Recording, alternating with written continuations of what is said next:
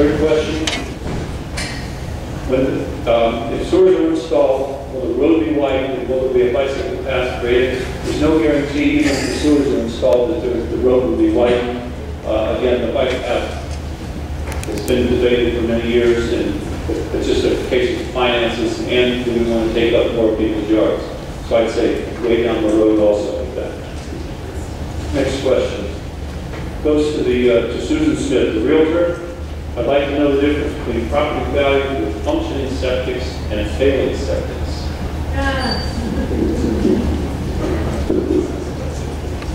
Well, I think that the answer to that is we've got a lot of them that are failing. I mean, I'm not septic expert, so I can't answer that.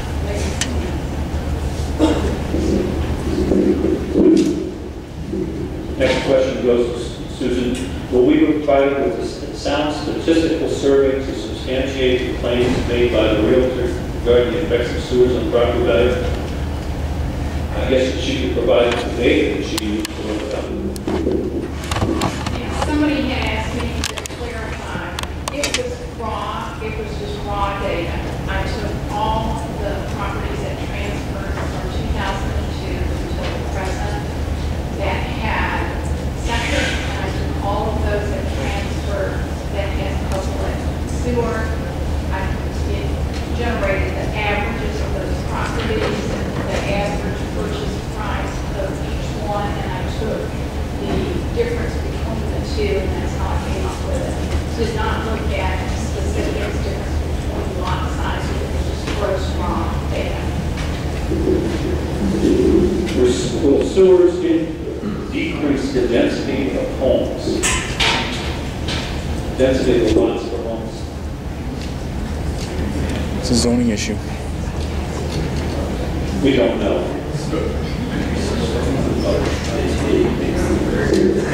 Probably the best answer to that is zoning is still going to be in effect. So whatever the zoning rules are in the village are going to be determined. It's not going to be determined by whether sewers are there. What if we just bought a home and the inspection failed? Are we eligible for a deferment, or we'll just end up paying for both?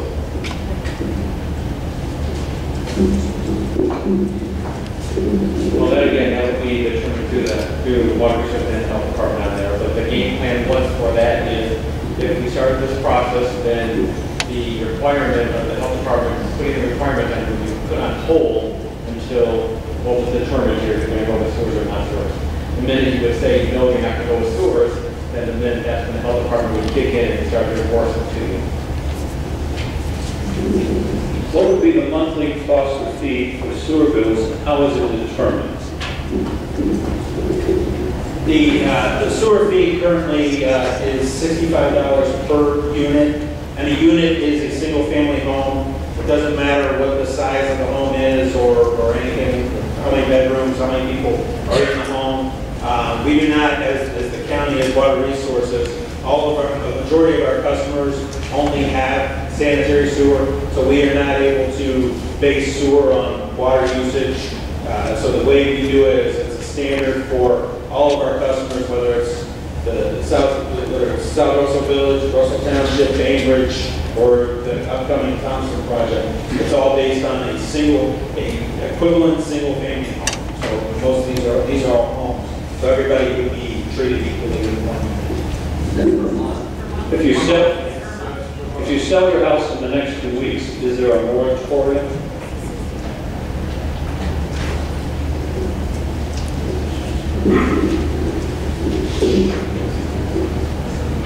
That's a pretty general question. Let me be very specific here.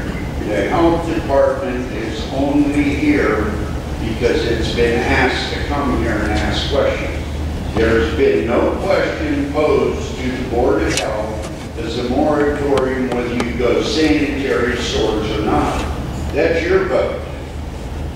If you guys vote to go with sanitary sewer, there would have to be an official request. We only have action on 5 locations in that area. Let me say that again. We're not here looking at the whole area as a health area. We've had 5 cases that we're dealing with, and that is all. If you guys vote to go with sanitary sewer, at that time, you will have to make an official request to the Board of Health. And then the board at that time could hear that written request and respond to it. Okay, next couple questions deal with council. How did Lake Louise vote prior to the meeting? And with such an important issue, shouldn't Lake Louise have to vote again with new information? Mark. To answer that question, the Homeowners Association of Lake Louise circulated a petition, I think last fall, last winter, this winter, that indicated that about 68% of the people that live there are in favor of those who responded. And because of that, we took that as an expression of their interest and their desire to go forward. And we exempted them, I suppose you could say, from expressing further opinion on the matter, because we took that as their desire. Wheeler Lisa Snyder, what assurance can you give us that we will not be forced to tie in once the project is accepted? I guess we haven't even thought about going east to Snyder. It hasn't come up. It's been mentioned, but it's not something we're thinking about. Is a $750 engineering fee firm?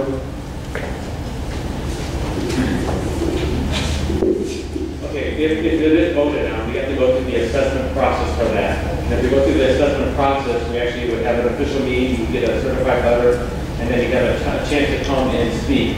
And then you can object to the project again by the limits of it or how we did the assessment for it. So the $750 would be the maximum we could charge you for that. So in other words, if the engineer came higher, Water Resources would basically be paying the difference for the time being. So that would be the maximum. It could be less at the end of the day, but it would be the max. Why not put a 20-inch, 180-pound water pipeline and save water? I have no idea. I can't answer that. Homes on Sunridge had an engineering study performed covering all of Sunridge. It is they assume the cost to be $12,000. Was there a study being done used in the new emerging? I can't read that last question or last word. I guess we've all looked at everything Sunridge to Snyder as treat everybody the same. So nothing special is going to be done for Sunridge. No, the question was the study that we did on Sunridge covered all of Sunridge. So when they do the new engineering study, are they going to redo Sunridge again or use the engineering study that was already done? Are you going to redo the study on Sunridge? Yeah, it would be redone. Sunridge would be part of the overall project. I believe that Sunridge was probably about 10 or 15 years ago that was done, or have you guys done something soon? Because it was well before. Yeah, it was about, I think it was 7 or 8 years ago. Oh, okay. When that was back when we did this originally, and Sunridge and Maple Hill were the only two that did. The study covered all of Sunridge, assuming that everybody on Sunridge would at some point tie into it. So it seemed to be a duplication of effort if they did it again.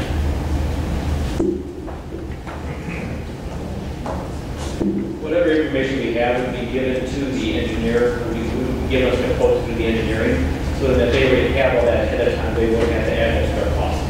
So if we make it smaller, and then again, at the end of the day, if the quote was less, then your $750 would be less. Where will the stormwater overflow from the proposed system go? Separate issue. We really want to deal with the stormwater. Will those of us with various systems be given the option to either defer tying the system and pay the bill within our systems, or will we receive monetary compensation for the present value of the systems which we're being forced to destroy? I think we answered that. That's the 10-year assessment that the deferment that we would have is that when you put it in, you would at least get 10 years out of your system. So if you put in a system in 2010, your assessment would be deferred whenever we got done with the project. your assessment would not start until 2020. So you would still have to tie in, but your assessment on the cost of paying for the sewer line would be until 2020. And as far as, I think, to go back to the stormwater question, stormwater would be taken care of in a stormwater program, but however stormwater at the end, during construction, stormwater would be done by the stormwater program for the construction. However stormwater is handled now is how the storm would be handled in the future. Everything will be put back to the way it is now. What will happen to the homeowner's existing septic system?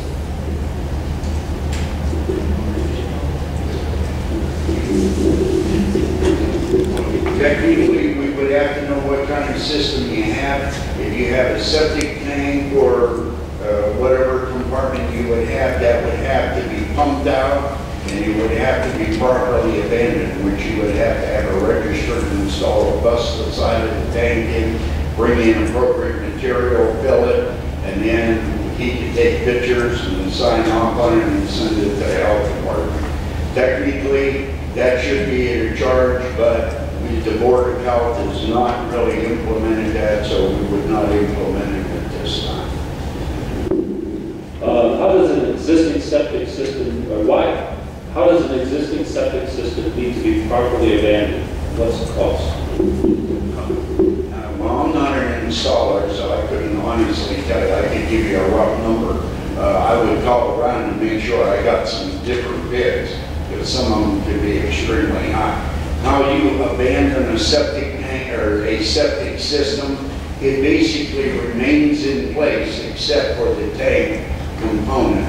That has to be the item that is pumped out by a registered pumper. We are supposed to get a receipt of that. Then you would bust the side of the tank out so it does not contain or hold any water, and then appropriate fill materials put in. Take a picture, and you've got me on top. Yes, you have no idea how much that's going to cost? Do I have an idea? Anything. I've had a sample well in this county that costs $800. And to be truthful with you, I can show you how to do it for a 5-gallon bucket. So I can give you a rough idea what I would charge if it were me. It would be about $300. You'd have to have it pumped out, which is about $250. I'm not allowed to do work because it says in my contract I'm not allowed to do that stuff. Call around and ask for bids, please. Don't get blindsided. Why does the sewer go under assessment, but a septic tank does not? The sewer would go on assessment because that would be a public project. Public projects can be assessed. Septic tanks are specific for individual lots and are private. Those are not in the public realm. This is a pop-off specific question. We have water pipes, gas lines, and drain tiles on both sides of the road. Our road can handle the equipment. Who will pay for this? For the first question, I think water resources would address that. Horizontal and melting section. Okay, well, as part of the project, there is engineering done. The engineer has got to determine where all the sewer lines are, gas lines are, water, anything that's electrical cable, and whatever is done, it has to be put back into its original condition. So if something's broken, they put it back in condition. Everything is videotaped ahead of time, so then everything is put back in original condition. The contractor and the county videotaped it together, in case of economic interest. Same with driveways and everything else. Everything has to be put back to the original form. As for the second part of that question, people who are involved were affected would wind up paying for it, less than the grant monies that were obtained. We're not saying there are any grant monies that are coming necessarily, just that we could look for them to defray the cost, each part of it. Bob, under the proposed regulations, what is the minimum coverage for a septic system?